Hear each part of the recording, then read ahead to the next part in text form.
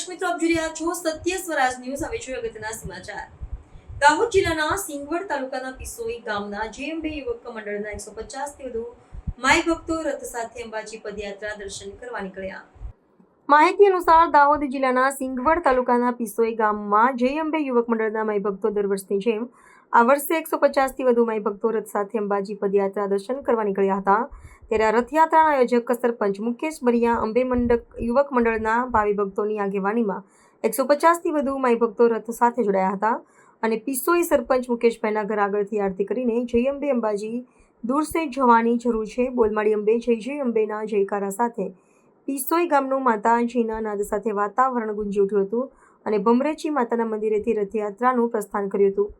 આ મહાઆરતીના ગામમાંથી મોટી સંખ્યામાં બાળકો, વડીલો, મહિલાઓ, સામાજિક આગેવાનો અને નામી અનામી આગેવાનો જોડાયા હતા.